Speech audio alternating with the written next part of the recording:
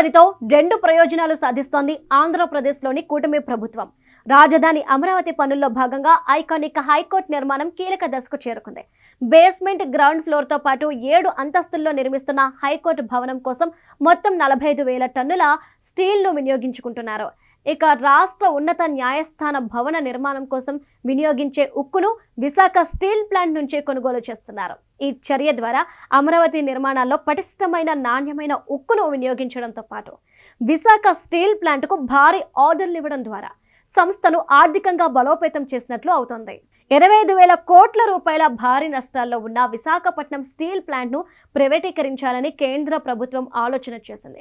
అయితే కూటమి ప్రభుత్వం అధికారంలోకి వచ్చిన తర్వాత ఢిల్లీ పెద్దలను ఒప్పించి వైజాగ్లోని రాష్ట్రీయ ఇస్మాత్ నిగమ్ లిమిటెడ్ సంస్థకు సుమారు 15,000 కోట్ల రూపాయల ప్యాకేజీని సాధించారు.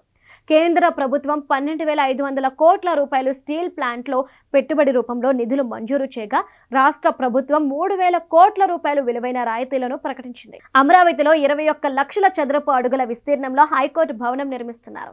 ఇందులో 52 కోర్టు హాళ్లు రానున్నాయి. 2, 4, 6 అంతస్తుల్లో సాధారణ కోర్టు హాల్ ఉంటాయి. టాప్ ఫ్లోర్లో హైకోర్టు ప్రధాన న్యాయమూర్తి కోర్టు హాలును ఏర్పాటు చేస్తారు. మిగిలిన అంతస్తులను లైబ్రరీలు, సమావేశ మందిరాలు, అడ్మినిస్ట్రేటివ్ ఆఫీసులకు కేటాయించారు.